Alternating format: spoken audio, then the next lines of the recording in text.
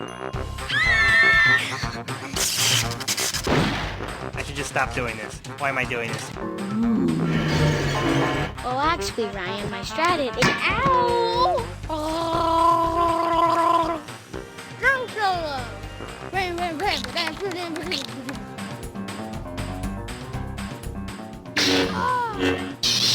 No!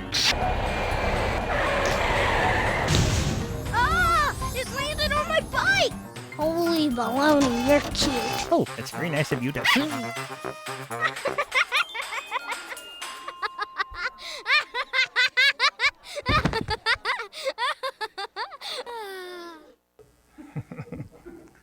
Thank you. Right, so that's a little bit of Andy. And actually, we had to tickle that kid for quite some time just to get that little snippet.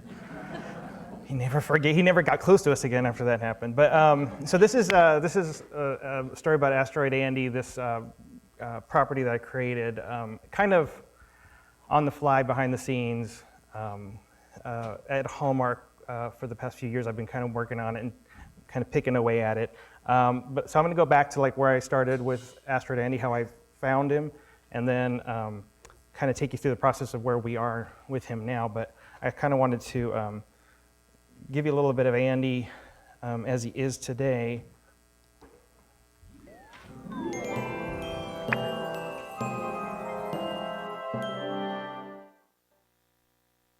Come on, Andy, finish up your homework. Chop, chop. But Mom, it's so hard. Oh, Andy, it's not so hard. You can do it. It's impossible. There's never been a problem this hard before in all of the history of the universe. You said that about your language arts homework. Language arts homework is so unfathomable. What's the deal with the silent E? Is it I before E? What if it's just E before I? It's a mystery never meant to be solved, Mom. It's just a problem we need to walk away from. Walk away, Mom. Just walk away.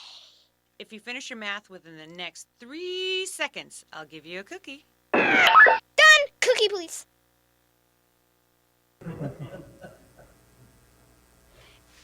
Andy, put your dish in the sink, please. Putting my dish in the sink is one of the hardest things ever.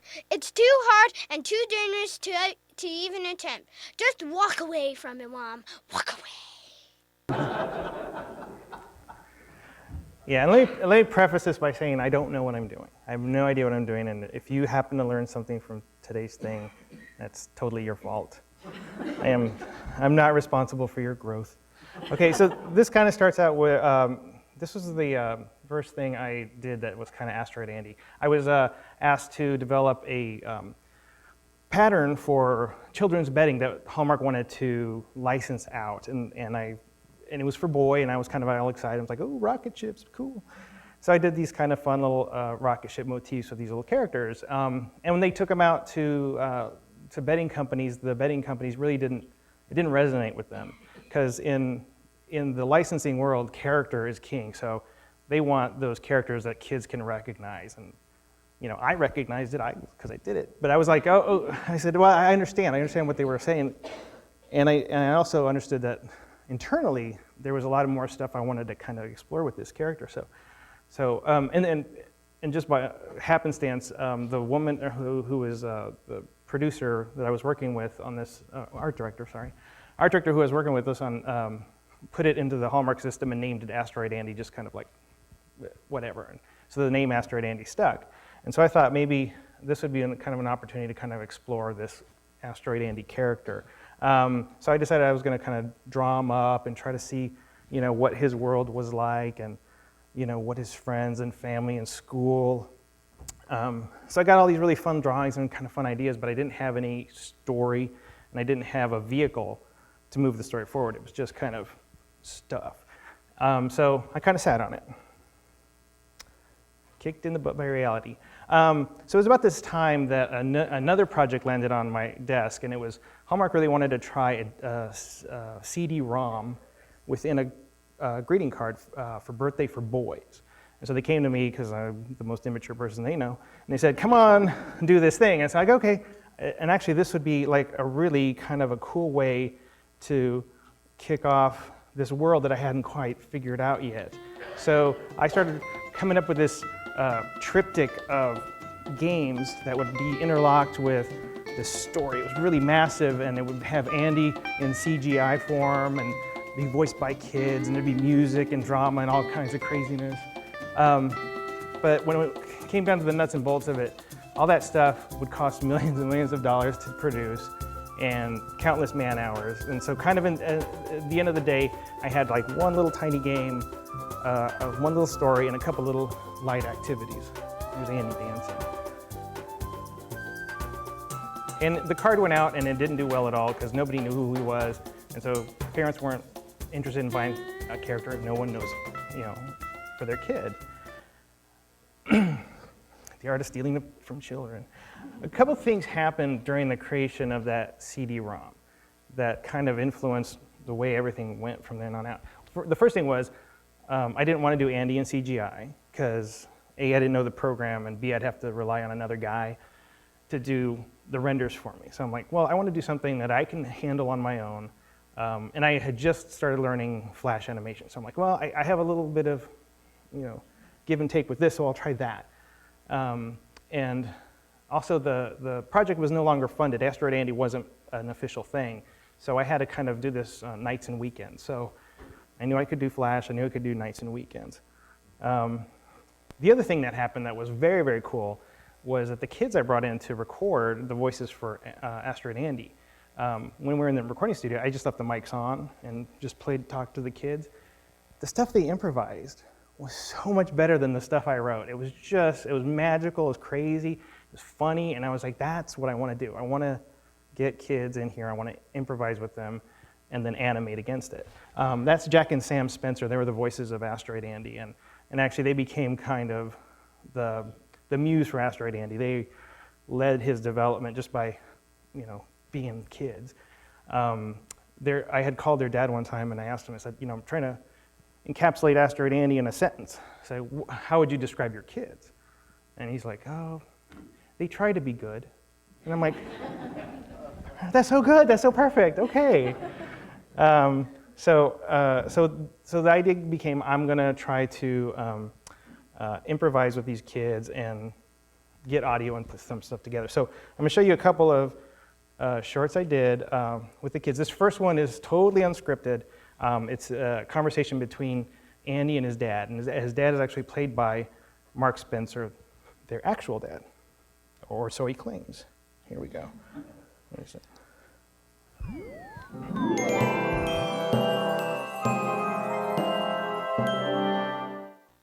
So what does it mean to have a girlfriend?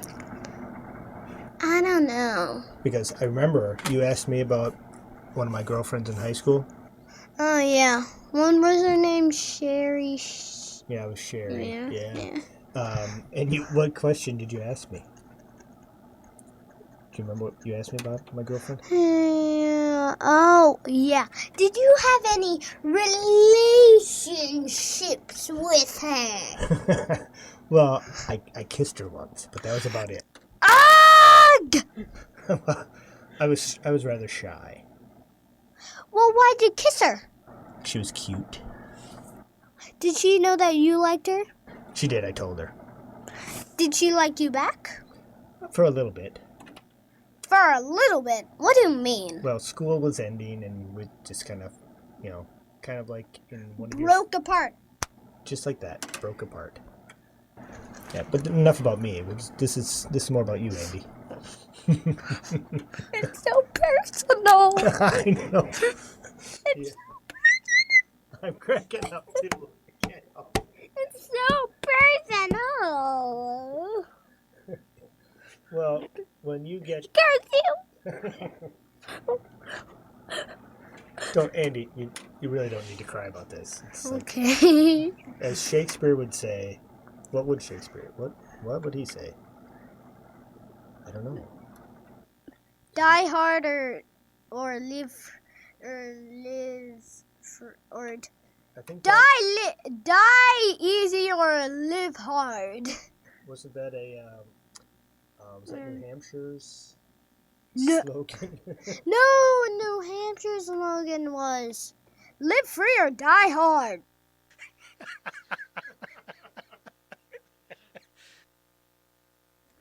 So that was a lot of fun to do, but it took like a lot of time to get that one little snippet. And actually, Andy was doing his homework this whole time, so he was close to the mic, and the dad was way too far from the mic, and so there was all kinds of sound issues. Okay, so I'm not going to explain this one, except to say that in Andy's future, in the future, there are so many television channels, like millions, that everybody by law has to produce a television show. So Andy has a television show, it's a news show, and so this is part of Andy's news show.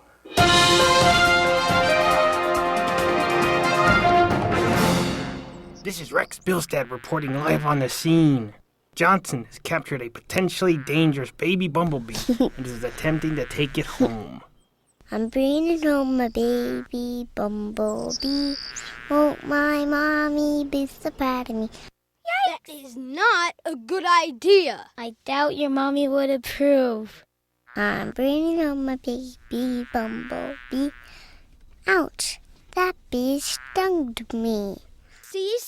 Call 911, call 911. I'm wishing up my baby bumblebee. Won't my mommy be so proud of me? I'm wishing up my baby bumblebee. Ah, she's still mushing it! Ew, that bee's all over me. Ew, gross! Someone stop her. I'm washing up my baby bumblebee. I can't look. Won't my mommy be so proud of me? Washing up my Oh, the baby humanity. bumblebee. Look, my hands are cleaned. There you have it, Andy. The epic struggle between girl and bee.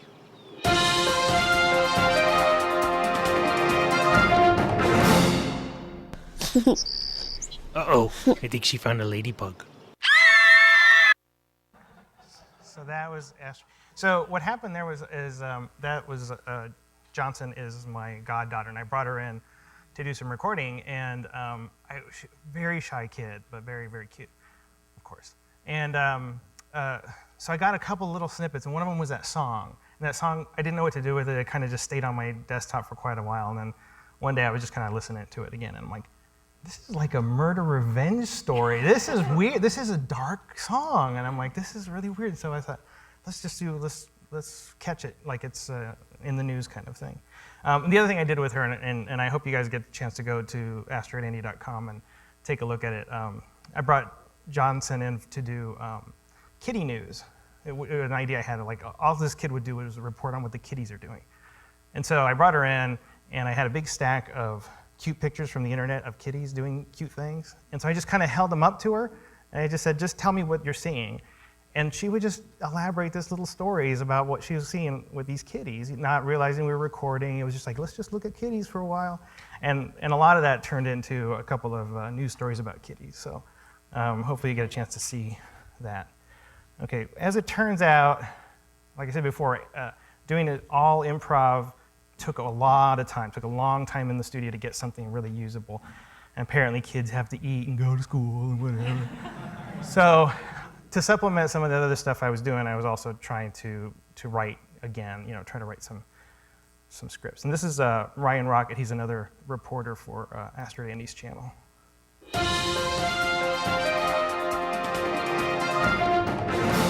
Now here's Ryan Rocket with Sports Scene.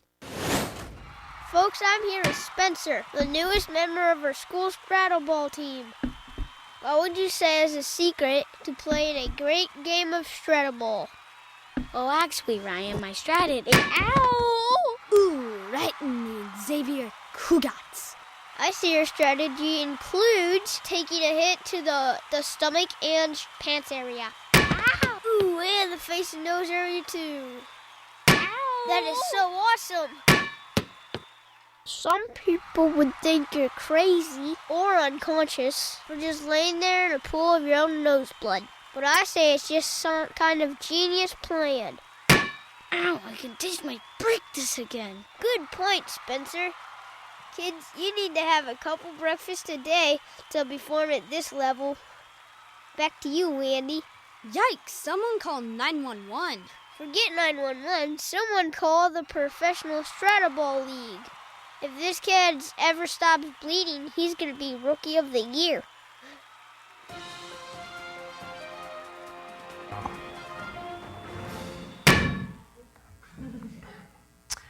So I was creating all this content. So in 2008, we officially launched Asteroid Andy website. My idea at the time was to try to develop a kids space within Hallmark.com. So, kind of like Disney's got their play space. So that was kind of the idea.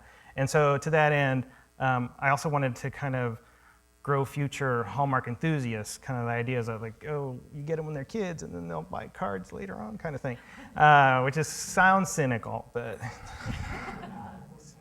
So I started building more and more content and games. My buddy Ira Baker here programmed a lot of just brilliant games for me that also I used to try to tell a story with the games. And I created this other thing called the Art Machine, which lets kids draw and paint online and then send that to a friend. Because with e-cards, you have to be of a certain age and have a credit card and all this kind of stuff. So I kind of wanted to have them have their own way of communicating that was a little bit different. But this whole time I'm kind of doing this stuff, I'm kind of feeling like I'm working in a vacuum. I'm not getting that response that I kind of was hoping for, or not. I just wasn't getting a visceral response.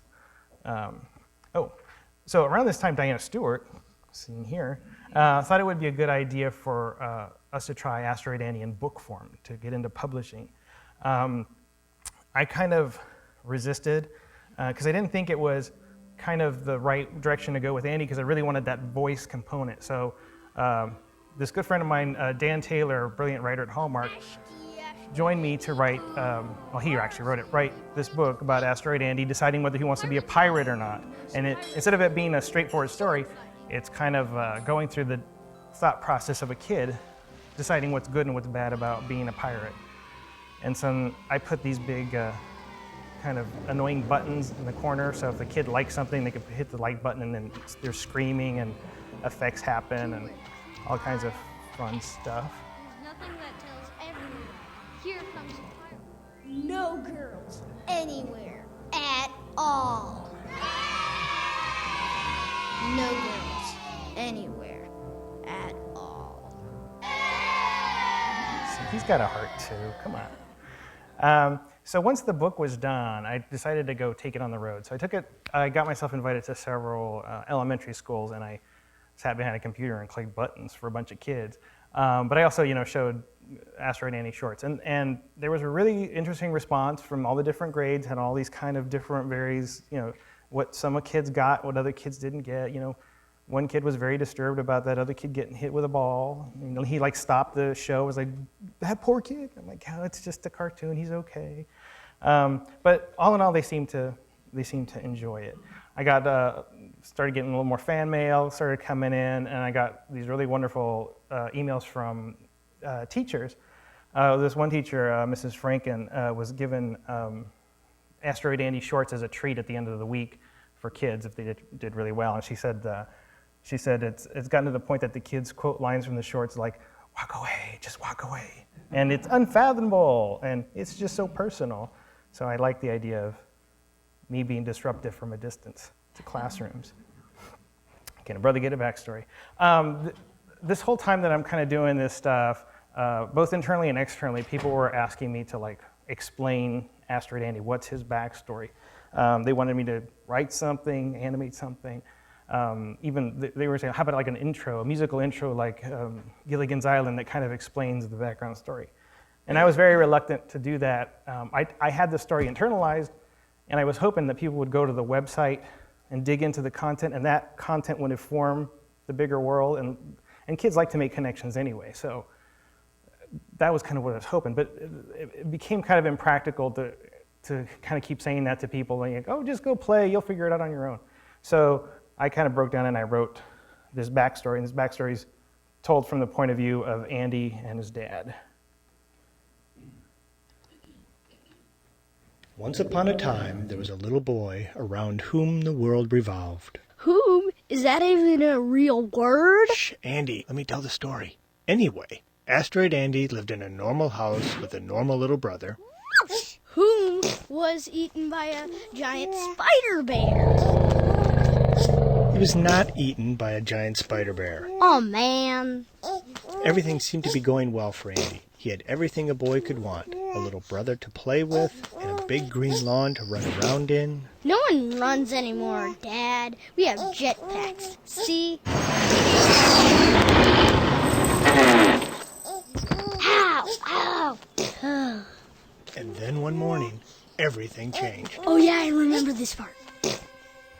They called it the greatest elementary school in the galaxy. It was the size of a small moon and had everything a child could need. And by some strange quirk of fate, it landed in the field right next to Andy's house.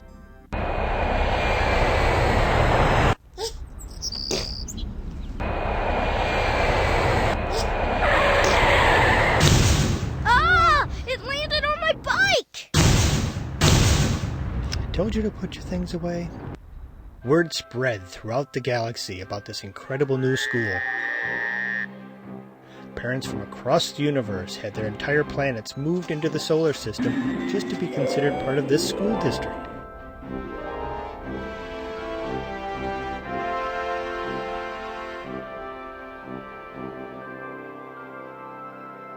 And with all those new planets came many new friends. I wouldn't consider all these guys my friends, Dad. Well, some new friends. Dad, I don't even like half these kids. Okay, a select few new friends. And this isn't even a kid. This is a smudge on your lens. Oops, sorry. Let me wipe that off. Oh, wait, Dad. I kind of like him. I'm going to call him Smudgy. We're going to be the bestest friends. I thought Rex was your bestest friend. Oh, yeah, Rex. Let's tell him about him. Rex is the king of all boys on his home planet of Celestra, and his house landed about 20 feet from ours.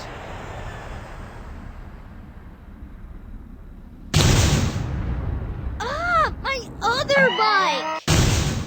Andy and Rex became best friends almost immediately. All hail the new royal best friend.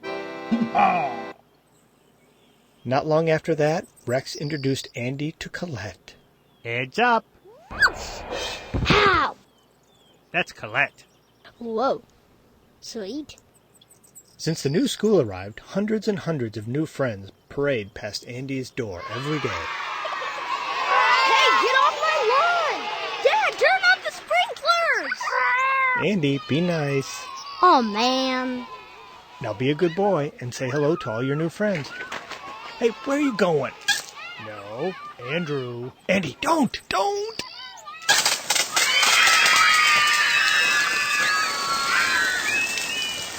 This is going to make for an interesting school year. So anyway, that's the backstory of Asteroid Andy. Getting on TV is very easy. You should totally do it. Actually, that's a typo. I should say getting on television is horribly, horribly, terribly wrong, and don't attempt it.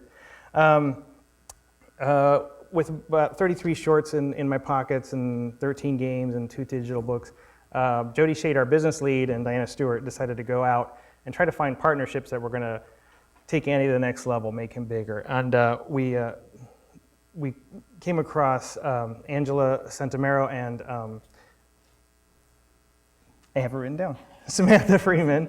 They were both Nickelodeon alumni, and actually Angela was the creator of Blue's Clues, and Samantha was the licensing agent for Blue's Clues. So they left Nickelodeon to start Out of the Blue Productions and created PBS's #2 kids show, Super Y. And they're also doing the reboot of, can I tell that story? I don't know. Don't tell anybody. They're doing the reboot of Mr. Rogers' Neighborhood. So these guys are kind of rock stars. But anyway, they saw Andy and they really liked a lot that was going on with that and thought it would be really, really good on TV. And we partnered with them to take them to the next level, to take them to TV. One thing that I should mention here about Angela is just the sharpest person. I was kind of concerned that what was on TV now on Nickelodeon and Cartoon Network was really frantic and kinetic and really wasn't what I was doing. And I was kind of just like, well, do I have to be that way with Andy, and she said, when everybody zigs, you zag. I'm like, oh, that's perfect. I could just call myself a zagger when I'm doing something opposite of what everybody. Perfect. So from then on, Angela, had my heart. So we got together with her creative team and our creative team, which was myself, Dan Taylor. Oh, it's loading. Adam Sheff and Chris Harding to put together the first sample scripts of the Asteroid Andy TV show. These very kind of involved backgrounds, new characters, including my new favorite character, Poopnology System 2000, which is the robotic bathroom. The whole bathroom is a living thing. It's really cool. This is not going to work, so we'll go to the next slide. So after we had that pitch Bible put together with the sample scripts, we started shopping it around to the different networks. We went to Cartoon Network, Nickelodeon, and this new network called The Hub. Now, Cartoon Network and Nickelodeon, they all liked it. They all saw potential there. Cartoon Network and Nickelodeon felt like it was a really good 6 to 9 year old age demographic. That's who's going to respond to this, which is really good because that's the toy buying age. That's when we want to hook those kids in the business. But for Nickelodeon and Cartoon Network, 6 to 11 was what they wanted because 6 to 11 gets them a bigger audience and more ad revenue. So they didn't feel like it was right for them. The Hub, on the other hand, which is a new network, was trying to compete against Cartoon Network and Nickelodeon. And very smartly, they said, they have that 6 to 11 boys demographic just locked in hard. We're never going to be able to compete with them. And Disney Junior has this preschool kind of thing locked in. She goes, but between 5 and like 8 years old, nobody's competing for those kids. And they felt like that's where Hub's going to do. Hub's going to compete for those kids and get programming on TV for those kids. And that's why they thought Asteroid Andy would be, a perfect match for what they were doing. So they said yes. They said in our first meeting, they said, yes, we're putting it on TV. Everybody did that. So, kicked in the butt by reality again. It turns out that if you want to get a TV show, cartoon TV show, it takes millions and millions of dollars and millions of lawyers and several cross-border partnerships that are very tenuous, and those deals fall apart very, very quickly, and that happened to us just very recently, maybe 2 months ago. 2 months ago, we were just on the last line of the contract to get everything finished, and it all went away. And then this, you guys can be sad now. That's too bad. That's too bad for you in your dream. But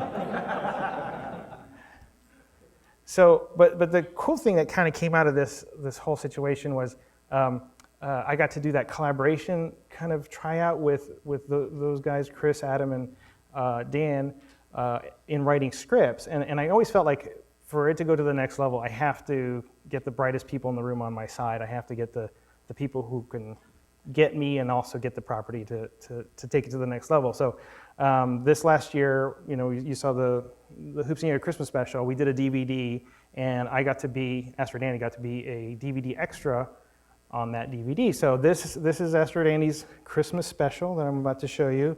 I hope you like it. Ira also worked on it. There you go.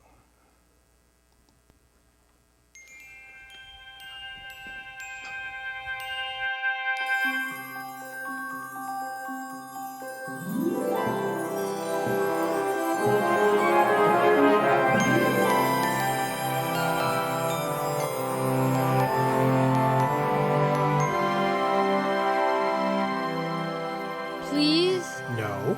Please? No. Please? No.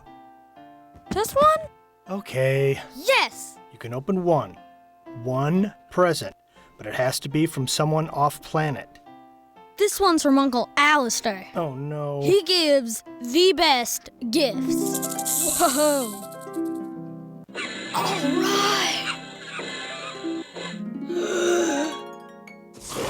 Awesome! Boy, please let it be. It's what? A sweater. Dad, can I open something else? Nope. Sorry, pal. That's the deal. Oh, man. Wait a minute. There's instructions. Instructions? For a dopey sweater? Uh-oh. Why would you possibly... Andy, run! Huh?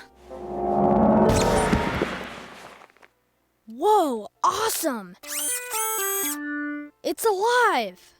The instructions say it's a Christmas countdown sweater. It won't come off until Christmas morning. Yes! No bad, still Christmas. I love this sweater! That's a Christmas present from a very dear friend of mine. Oh, not this again. Look, Daddy, teacher says every time a bell rings, an angel gets his wings. Shut off. That's right. Shut off! Mira, papá, la maestra dice que cada vez que suena una campanita... Oh, for the love of... Man! Observe, Creator. The programmer says every time a hollow object typically made of metal and having the shape of a deep inverted cup, widening at the lip, when struck, a spiritual being believed to act as a I hate agent this or sweater. messenger of God gets its wings. Just pull it over your head. Wow, thanks, Rex. I would have never thought of that. Really? I think that'd be the first thing you tried. Here, let me. No, stop. Here, let me. Come on, here, come on. Just come on and go. Yay! Oh, it smells like cinnamon. Yeah, I only did that about 1 billion times. Oh man, I'm sorry. Oh, hey, what's this button? No, don't touch it!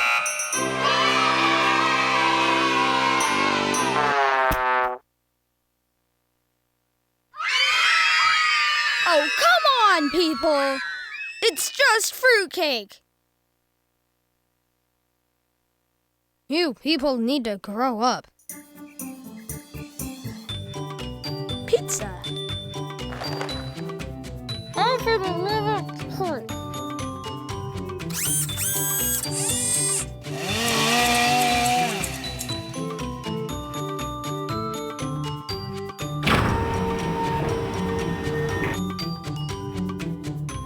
Kiss, kiss, kiss, kiss. I like kiss you after Andy.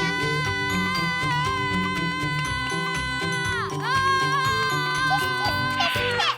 Phew! Welcome, holiday-themed Asteroid Andy, to Poopnology Systems 2000. Looks like you've donned the Continual Christmas Sweater, model X97. It guarantees a happy holiday for you and all those around you. Yeah, not so much. Are you saying you'd like to take it off? Yes, I'd love to take it off. How? You wake up Christmas morning and it comes off. Sooner! How do I get it off sooner? Well, Asteroid Andy, you have to find the true Christmas spirit deep inside you first. Before you can change that sweater, you've got to change your heart. Really? No, gotcha! Oh, for the love of cake. Ah, jokes.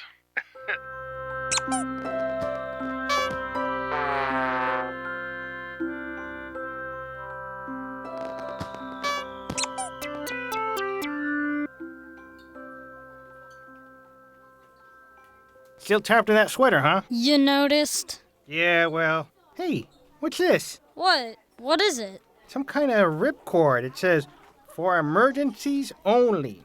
Pull it! But is this an emergency? Okay, if you're sure. Nothing could be worse than wearing this sweater. Nothing. Okay.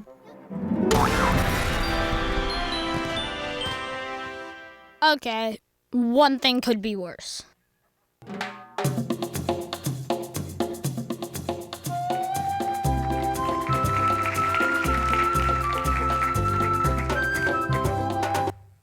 we go. Okay. Now, I do have free stuff, so if you guys have a question, you get something for free. If someone's looking at me, they get something for free. There's one right there. All right, this is Asteroid Andy, so you to take home. Anybody got a question now? There's one. Wait, let's see if I can reach you. Hey, all right, close. Oh, the button. Okay, all right. What are the future plans at this point for Andy? What's coming down the road? Well, we're still trying to put that deal back together. Really, it was a money kind of situation where the financing just didn't work out. But yeah, we'd really like to try to find another partnership with, am I right? Another partnership with someone else on the outside.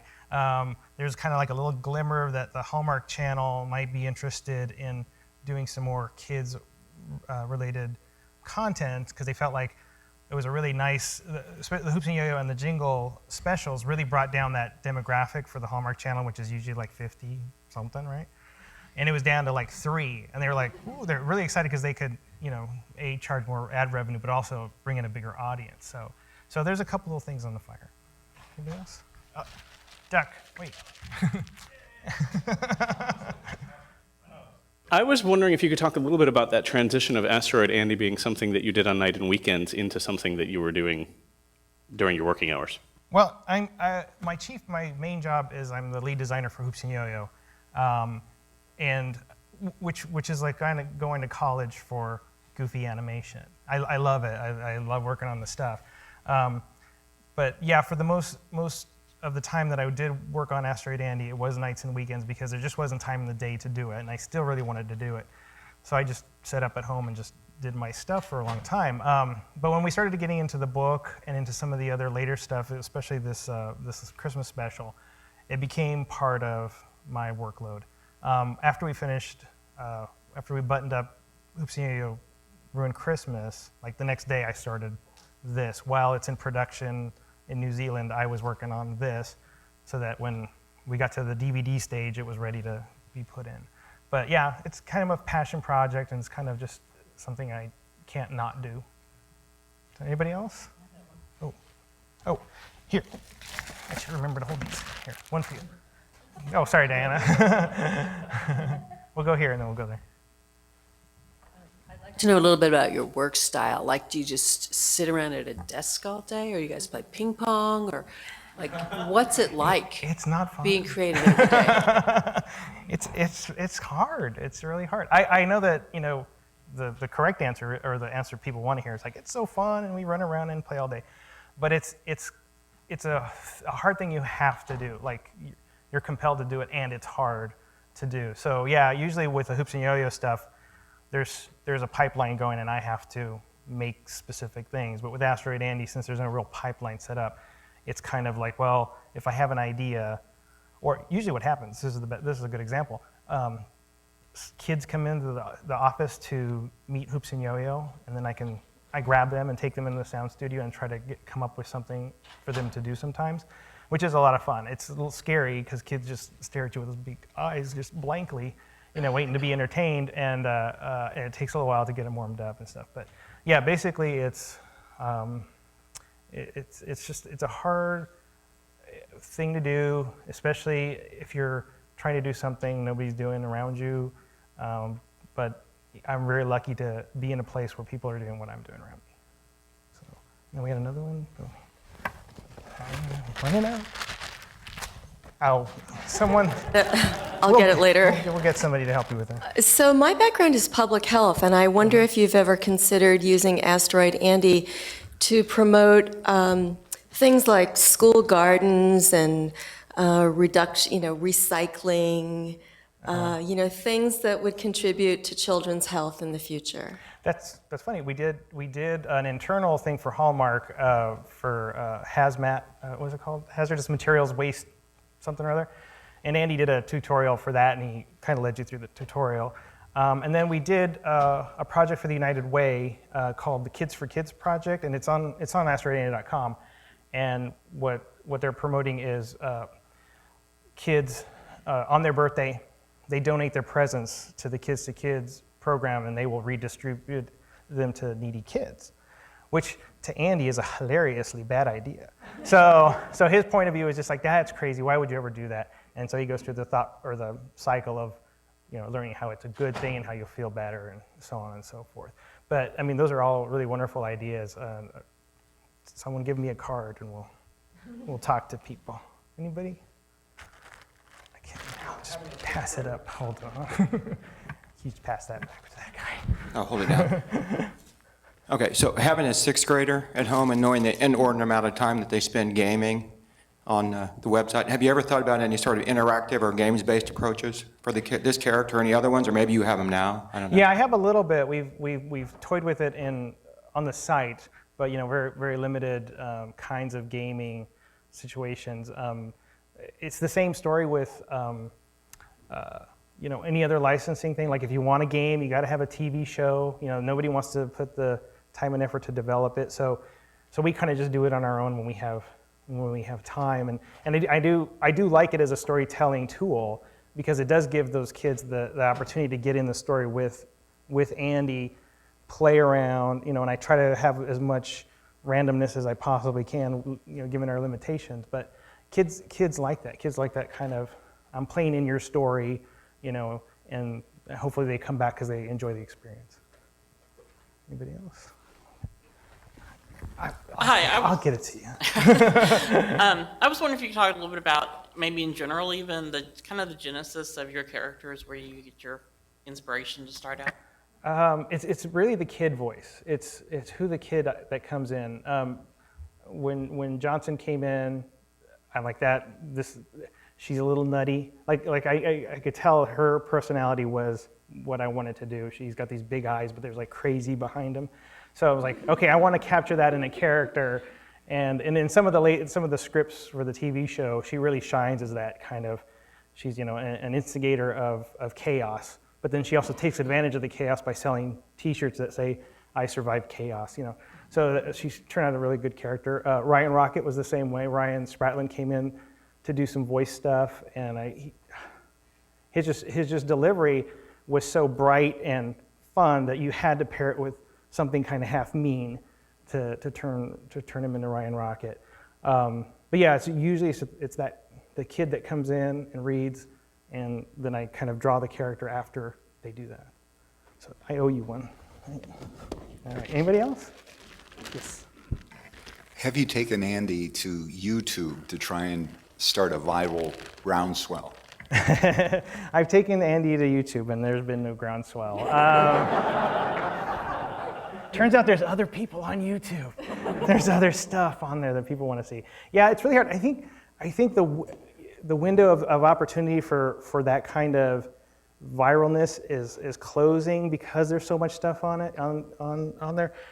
I had heard somebody on a podcast talking about you're not going to get the millions and millions of views like you thought you would, but the views you get might be very pointed and specific and might lead to something else. They might see something in you. A lot of late night talk show hosts find their writers by going on YouTube and just watching funny videos and going, oh, let's call this guy, bring him in, see how he writes, kind of thing. So there's that opportunity, but I haven't hit the viral at all. So sorry.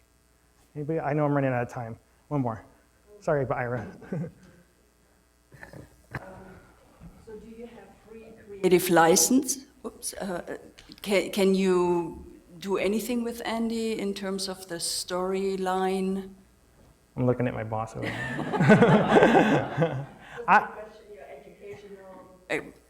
Have some more content in terms of directing Andy to learn certain things, like with the environmental issues. Yeah, well, one of the things that the Hub Network was interested in when they brought Andy aboard was they wanted Andy to have an educational, informational context. So they wanted a math science background for Andy because he's in the future and stuff like that. So he wrote a bunch of scripts about his best buddy Rex's water. So what happens when Rex jumps into the lake? Rex goes everywhere, and then he starts showing up in all these different places, in the bathroom and stuff like that. So there are certain, at times it goes in very until we find that point where he lives and breathes, then we can kind of decide what his passions are going to be and what he's going to be talking about. Are there any foreign languages spoken? Not yet. I want your card too. Okay, well, thank you very much.